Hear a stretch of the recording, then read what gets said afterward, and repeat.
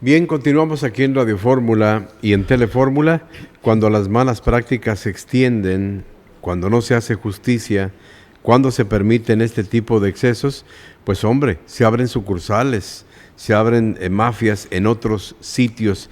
Y hemos invitado aquí al estudio, como cada viernes, a Félix Ucán. Él es periodista y nos acompaña el día de hoy. Félix, bienvenido, buena tarde. Buenas tardes, José Luis. Muchas gracias como cada viernes y un saludo al auditorio. Y pues sí, tú hablabas de que la mafia agraria, el problema de los colonos del Arco y Vista Alegre tiene una sucursal en Tecash, pero déjame decirte que no la sucursal, es el antecedente de la mafia agraria de Mérida, porque es un problema que data de 1980. Te explico brevemente, hoy vamos a hablar del caso de los comuneros de Tecash, que equivale a la mafia agraria del sur de Yucatán. ¿Qué es lo que está pasando en Tecash, José Luis? En una ocasión, los productores agrícolas de Tecash, sobre todo los que estaban asentados en la Sierrita del Sur, tenían problemas porque no eran dueños de los terrenos donde ponían sus cultivos. Entonces, el ejido les rentaba parcelas, les ponían trabas. Y en una visita que hizo el presidente José López Portillo a Tecash, lo abordaron, le plantearon el problema y le solicitaron tierras para trabajar. Originalmente habían pedido 60 hectáreas.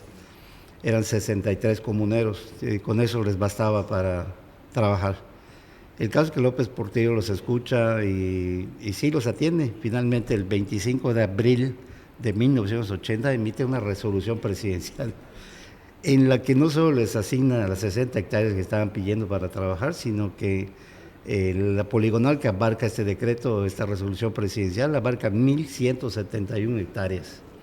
Que abarca, además de las tierras que pedían ellos, más de la mitad de la zona urbana de Tecash, donde ya había viviendas, edificios públicos, por ejemplo, la zona del mercado, el rastro, escuelas, colonias ya hechas.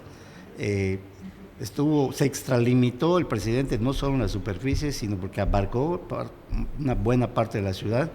Incluso se cometió una ilegalidad porque habían colonias como San Juan de Dios, que ya había sido asignado a los vecinos para que aumentara la colonia, para que construyeran más viviendas, que eran tierras del fondo legal del municipio. El municipio tenía la facultad de cedérselo a los vecinos para que edificaran viviendas de sus hijos, de sus nietos, etcétera.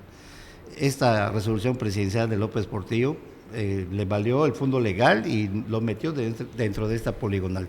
Es el problema cuando desde la Ciudad de México, desde un escritorio, se emite una resolución presidencial sin medir las consecuencias. ¿Qué fue lo que pasó?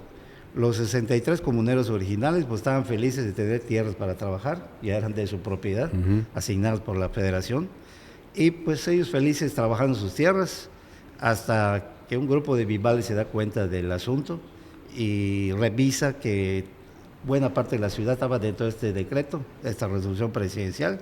Obviamente licenciados, litigantes que tenían chambitas por allá, pero particularmente trabajadores de la reforma agraria y de la Procuraduría Agraria se metieron a este asunto. ¿Vieron negocio? Vieron negocio y se metieron a asesorar a los comuneros de Tecash. Y ahí lo están. Miren, aquí podemos sacar más lana porque esto es de nosotros, está en la resolución presidencial. Bueno, perdón, es de ustedes. Y así empezó este asunto. Había comuneros que sí, dije, bueno, yo le meto. Y empezaron a amenazar a propietarios de estas viviendas, de estos talleres, de estos comercios, diciéndoles que si no les pagan determinada cantidad, pues los desalojaban porque esa tierra es de los comuneros. Pero además, ¿qué fue lo que pasó, José Luis? Los comuneros originales, pues obviamente su interés era producir, era cultivar sus tierras, y fueron siendo suplantados gradualmente por estos vivales que hasta la fecha tienen el control, la directiva de esta agrupación. O sea, me dieron carta para que yo los represente. Exacto, empezaron como a vecindados, tal como se hacen los ejidos, sí. Se volvieron a vecindados, luego fueron mayoría. Controlaron la asamblea. Controlaron la asamblea, se volvieron directivos, y de hace 30 años son los mismos que dirigen esta agrupación de comuneros entre comillas, porque no son los originales, muchos de ellos ya fallecieron. Se habla de tres personas que han estado manejando esta mafia agraria del sur, como le podemos llamar, y como le llaman los propios colonos de Tecash. Mencionan al licenciado Jacinto Segovia, que era un litigante que prefirió dejar su chamba para dedicarse de lleno al negocio. Rafael Gorosica, que vendía panuchos en el mercado, lo involucraron y se metió también de lleno. Y Manuel Antonio Morales, es otro de los que ellos señalan, que es el actual presidente de la directiva de esta agrupación de comuneros.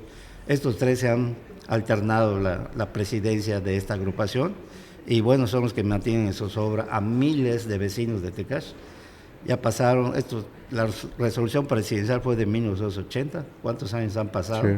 Ningún gobierno, ni federal ni estatal, el municipal pues no tiene jurisdicción, han podido resolver este problema, ha creado conflictos, hay personas que también se han enfermado por este problema.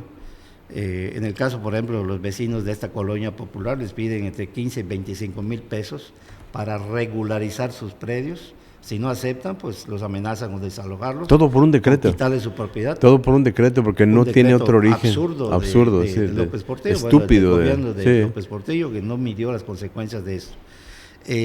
¿Cómo me entero de este asunto?